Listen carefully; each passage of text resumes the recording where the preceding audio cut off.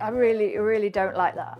That's in fact, every time I see the thumbnail for this video, I just cringe. I don't like that at all. So that's really annoying me. What else?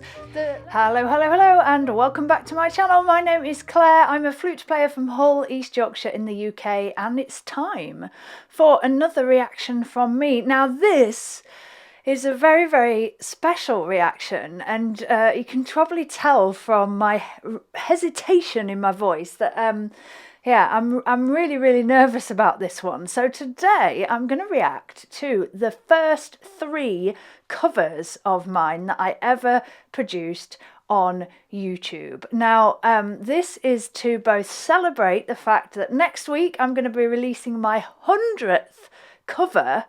I really can't believe that. My 100th cover on YouTube. More about that later. So yeah, I just thought it'd be a nice way to look back and reflect and hopefully inspire anybody else who's thinking about creating music of any kind on YouTube. Now, yeah, it was just...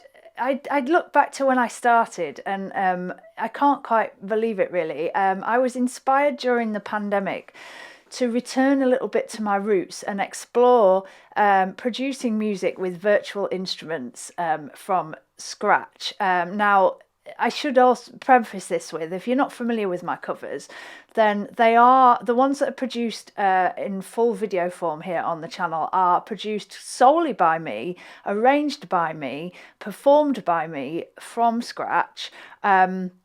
And yeah, it's been quite a journey, and I'm really nervous to go back to the beginning, because I am very aware that well, apart from having my musical skills, my musical background, my playing background, and a little bit of background in music technology, I didn't really know what I was doing, but I had a lot of enthusiasm for it, and I'm just stoked that thanks to your support, the Flutifull community out there, that I'm still doing it 4 years later, and I'm about to approach my 100th cover. So without further ado, let's get to the first one. So this first cover is of a Beatles track. It's entitled In My Life. I'm sure you're familiar with the track. And I released this cover on the 14th of July 2020. Now, a couple of things about this. One, when I first started, I was just choosing music that I felt really drawn to cover. Nowadays, I have the privilege of covering tracks chosen by you guys. And if you would like your own track made, what I like to call fully fluteful, then check out the pinned comment below. So yeah, so this is a track that I chose, and I actually wrote in the description, this is one of my favourite Beatles tracks. The lyrics talk about memories of friends and those special tours. Being able to capture those through photography and music is such a precious thing, hence the inspiration for my video. I also wrote, this was my first attempt at this style of arrangement and adding my own improvisation. I was also quite new to improvisation back then as well. So please let me know if you're enjoying it in the comments below. The other thing that I just want to say before I react to this again, I haven't watched this for a long time, by the way, I should also say that, is that I was so nervous about posting this. I wasn't completely new to YouTube. If you've checked out my channel, you know that I'd already arranged some stuff for Beatbox Flute, and I'd posted those on YouTube, but I'd never arranged anything fully like this with other instruments, and I'd never produced a video like this either, and it just felt like such a departure. But as a classical musician, as somebody who's primarily played classical music all their life but loved all kinds of music, I don't know, I was just really nervous about putting this out in the world and showing that I was going down a bit of a different path. Anyway, I'll talk more about that afterwards. Let's do it. Let's listen to this. Well, normally I say when I'm reacting, don't I? Let's find out if it's flutifull. So, okay, let's find out if it's flutifull. Here we go.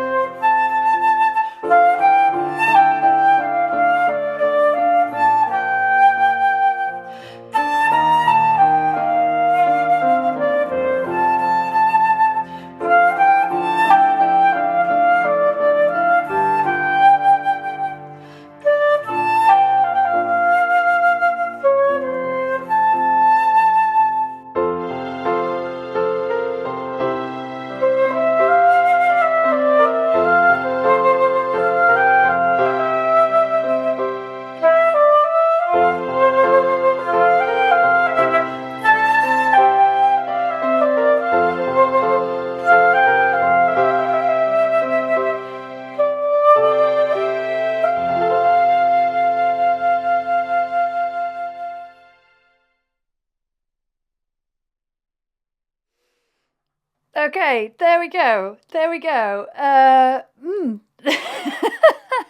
Right, okay. Let me start with the positive things. Let me start with the positive things. So, I like that arrangement. I like the piano part. I like the piano part.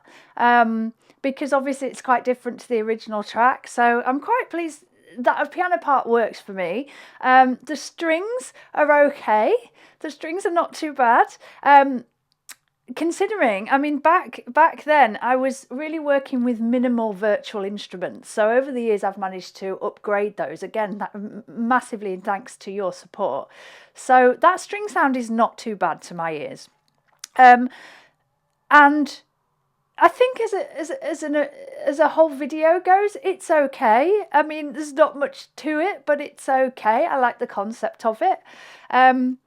And my playing is not bad in terms of my actual playing. The other thing that I think is quite good is the syncing between the video and my playing. Now, obviously, when I do put these videos together, I do sync to my own audio. So that means that when I'm recording the video, I don't record the audio from the video, if that makes sense. I sync to the audio that I've already recorded. That's really for quality.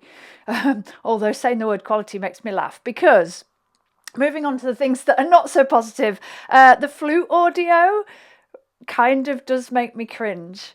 It's not awful, but when I listen to what I'm able to do now, I can really hear the difference, and I hope you guys can too.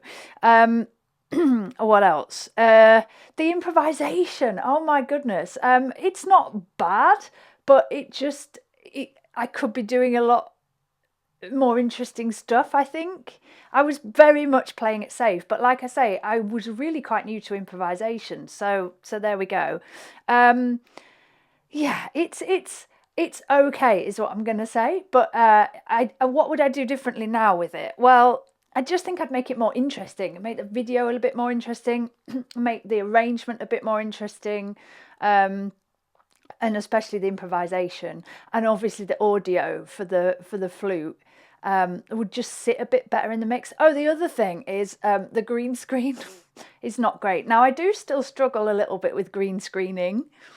I'm not an expert, but I was very, very much using minimal equipment. In fact, if you want to see what my original green screen setup looked like, then if you head to Ko-fi and you're in the memberships, I do have a behind the scenes video on that. It's hilarious. It's hilarious. It's so simple, you wouldn't believe. So actually, considering what I was working with, it was okay, but yeah. Anyway, so there we go. That was my very first cover. And I must say, actually, the other thing I wanted to say about that one was I was so nervous about posting it. And I remember putting it on my Facebook page. And I got just a handful of comments from people who are quite close to me and I have a lot of respect for. And they were so positive and so encouraging, and that I really do have them to thank for the fact that I'm still doing this now, because that made all the difference to me. I remember the relief that I felt when I felt that people thought this was not that it was good, but kind of accepted as this is a thing you can do as a musician. Like I said earlier about being a classical musician and stepping outside of that a little bit, I really needed to feel that that was okay, which I know might sound like a really crazy thing to lots of people, but I'm sure if you're a classical musician watching, you'll understand what I mean. We almost feel like we need permission to play in other styles and do things that are not, the only word I can think of is normal. That's not the word I want, but that step outside of the traditional way of presenting music and are of a different genre. So I really needed a little bit of that, and those early comments really just were massive. They were really, really massive. So if you were one of those people that left me one of those early comments, then I just want to thank you, because it made all the difference for me. Anyway, moving on to the next one. Okay, so this was my second ever cover, and it's of the track Wind Beneath My Wings, made famous, of course, by the fabulous Bette Midler, and was released on my channel 24th of July 2020, so only 10 days after the In My Life cover. Now, I chose this one because I've always been a massive fan of Bette Midler. I think the way she sings is she's just so honest, and everything, you can hear every nuance in her voice, and she really tells a story, and I just think she's a wonderful person. And of course, if you know the film Beaches, from which this song is taken from, what an incredible film. Anyway, so this was my second choice of cover. I think that just thinking about that actually has struck me how In My Life and Wind Beneath My Wings, they're kind of very fluty like, aren't they? Very ballady. So I was going with stuff that was pretty obvious for me to choose in these early days. So yeah, let's have a listen to this one. Here we go.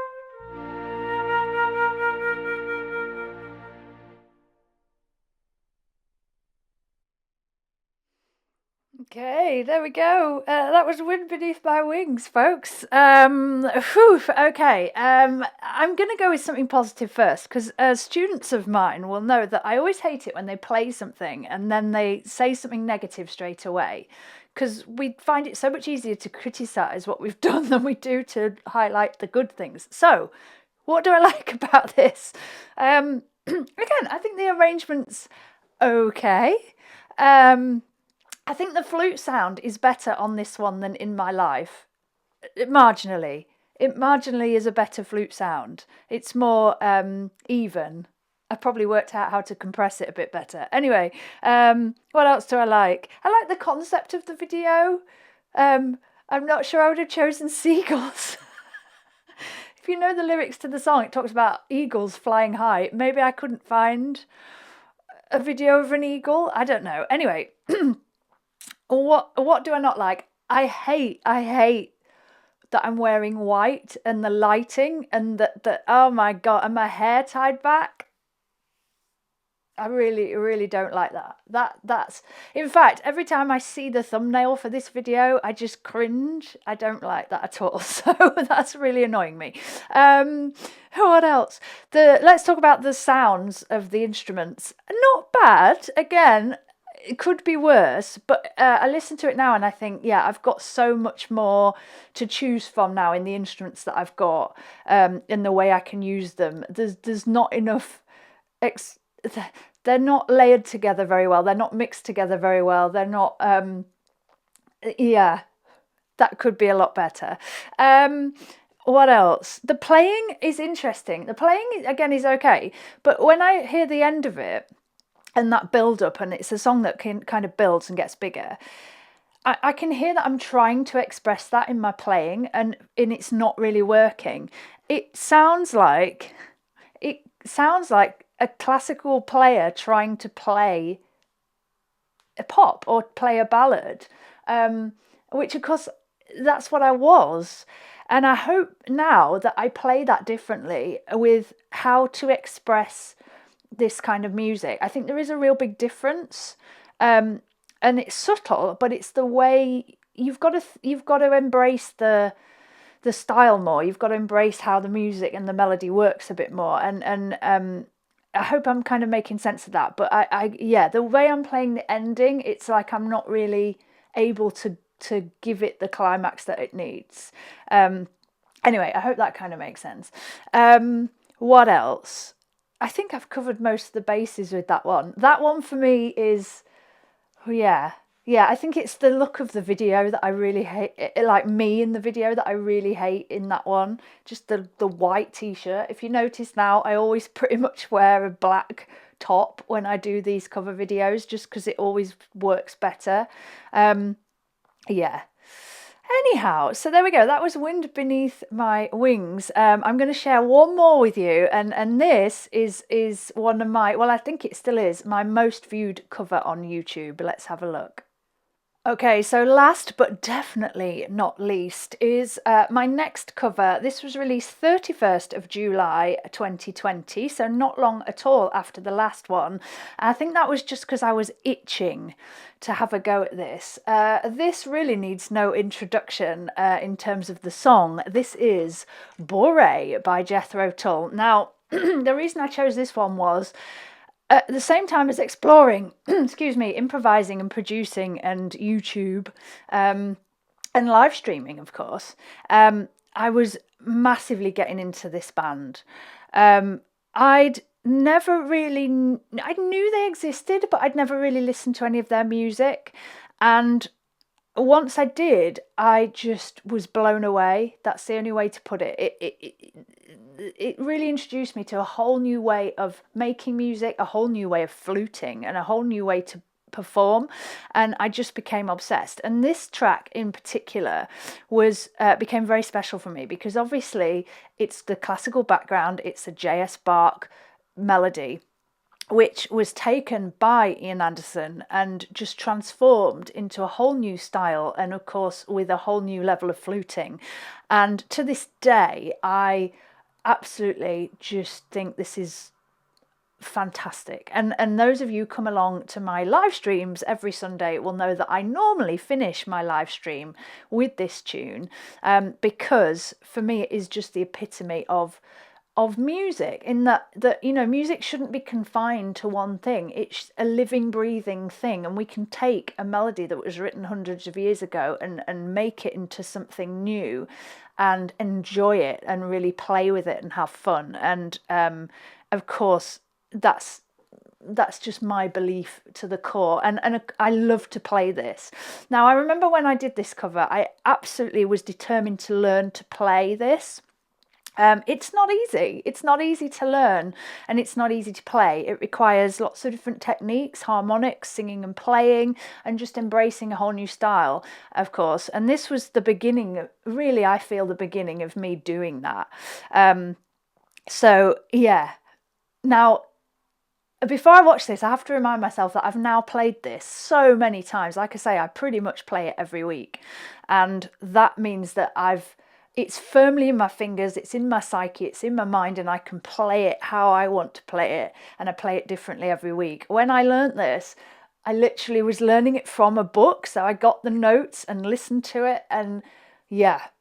So it's going to be a bit different, I think, to how I play it now. But anyway, without further ado, are we ready? This is my cover of Jethro Tull's Bore.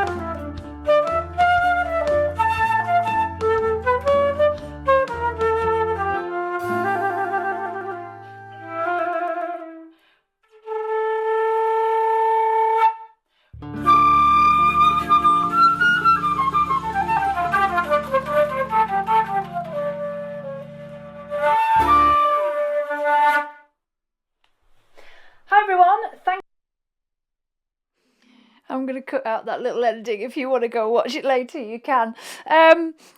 Okay, there we go. Right, okay, first impressions. Actually, it's not as bad as I thought it probably was. I think the flute sound, I've really captured the flute sound of this quite well. It's got a bit more of a distortion to it, and yeah, I think I've captured the flute sound a lot better. And I don't know if you noticed, where the bit is where there's supposed to be a bass solo, and apologies to those that don't like the fact that I've cut out the bass solo, that little bit of flute there, I've added a different sound to that.